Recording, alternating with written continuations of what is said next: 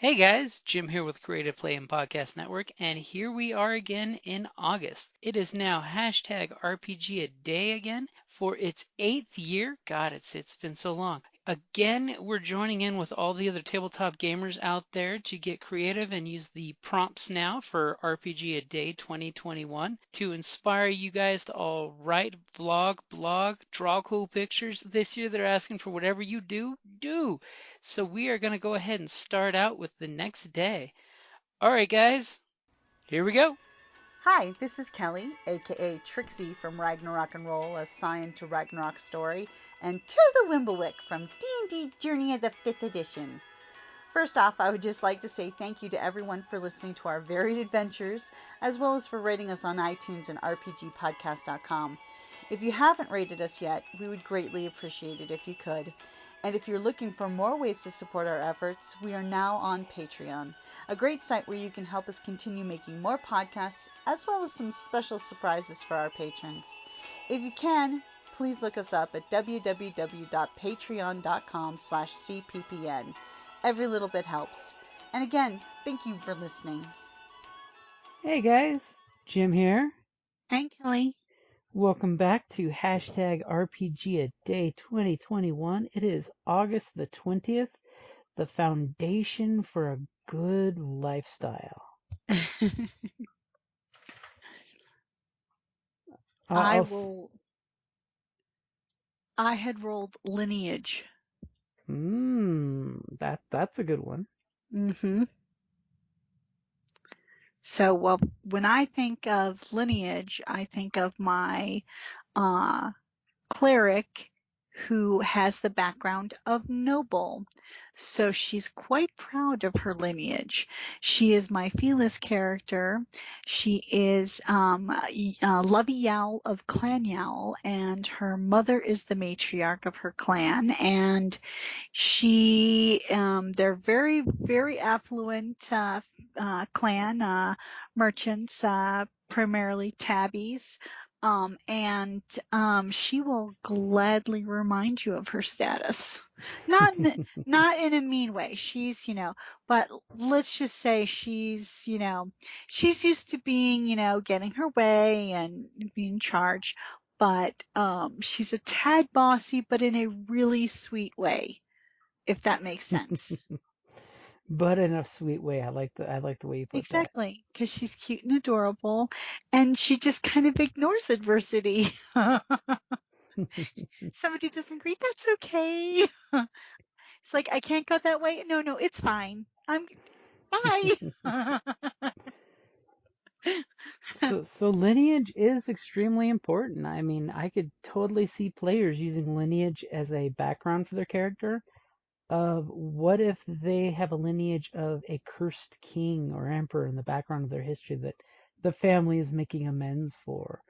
Or a lineage of, you guys are every generation. When a big bad shows up, your family line is the one everyone turns to. So what are you going to do now that you've got that on your shoulders, Yeah, or, you don't follow the family line and they get really, really angry with you and then try to kill you. Like another one of your characters. As a matter of fact, yes. Sister Solus with her very dark, powerful past lineage. Yes, but that led to her getting an ally. I see what I did there, because that's one of the other words. Yeah. And learning peace. She found peace. She found peace in the church, so to speak. In the foundation of the religion of Pelor. Basking in the light of Pelor. See how I threw foundation in there? Yeah. So lineage is one of those things that you can twist on as well as play into. So you could totally have the lineage of, siblings. That's always a fun one to play into. But I'm going with the word foundation. And I'm totally going to take it into the meta GM level of foundation, that have a good foundation for your game makes the game so much easier in the future. When you have that good solid session 0 where you talk about what themes and styles you're going to write for the game. You get to avoid the traps of all of a sudden everybody kind of forgetting what they're going for and kind of doing their own thing. It brings everybody back to, here is the story in the game we've decided on, and this is what we're playing. That's a good point. Which is definitely, a good thing to have a good strong foundation for the setting as well as the game. And if a player wants to contribute to the setting, totally during session 0 is totally the time to throw things out there for ideas and other things that you want to have encounter with your character. So if like there's a theme or something that you're wanting to have happen, session 0 is the time for you to speak up and say, hey, I don't know about you guys, but for my character, here's the story arc I'm thinking about, and here's what I would like to see happen. And that's nice when you do that at the outset, because then it doesn't seem so kind of out of the blue sometimes. Or if your character doesn't have one, they may develop one and then say, hey, guys, this is what I'm thinking. Or just throw it on you in game and it's like, what? All of a sudden you're in the middle of a dungeon crawl opening and somebody says, oh, I want an urban adventure instead. And it's like, whoa, whoa, whoa, whoa, whoa, whoa, whoa. Our foundation was this ancient dwarven ruins we were all talking about. You gotta get back on track.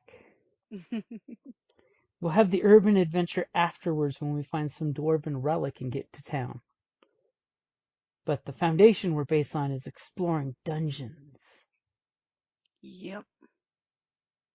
So foundation is an important thing because it will help in your game if you set the foundation early on what's the basis of the game. I mean, I even throw out little surveys every now and then. The 3 pillars of D&D, the exploration, the combat, the action. I find out which ones you want more of a foundation into because every playing group is different. Some groups That's a good can idea. I like the poll. Totally, object to one of the 3 concepts, and that's always interesting. When you're like, okay, I guess I won't do that one thing, but that's okay. But it's good to get that honest, open foundation of a session 0 so everybody's on the same page. And like I remember one of the ring cons, they actually had a what don't you want to see in this game, like in case it was, can be triggering and stuff. That was interesting. Yeah, that was the safety. I forgot what they called it. There's a game system that uses that. As you basically go through this checklist and check off what you don't want to see. So that way, as a one shot at a con game goes, the GM's empowered to know his players almost instantly of, okay, none of this, none of that, gotcha, it sets a good foundation for safety. Going back a couple last week, so that way you've got the circle of trust going in the group from the get-go.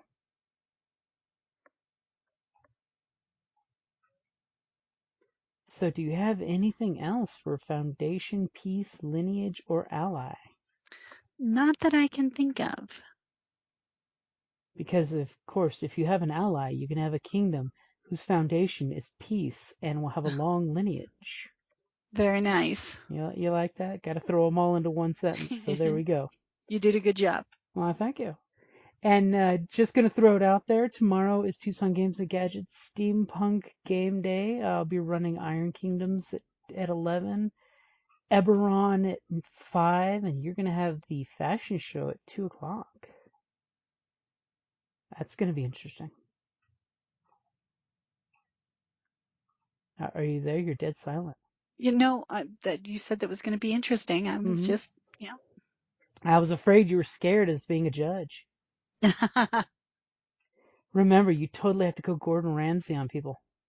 No. No? Oh, you're the good judge?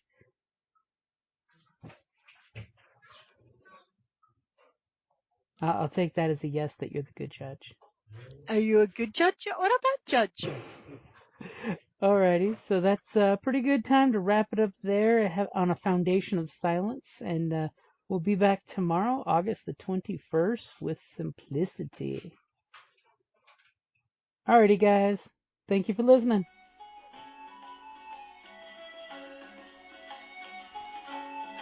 Thank you for listening to the Creative Play and Podcast Network, and feel free to enjoy our other shows such as D&D Journey of the 5th Edition and Scion Ragnarok and Roll, a Scion Hero to Ragnarok story.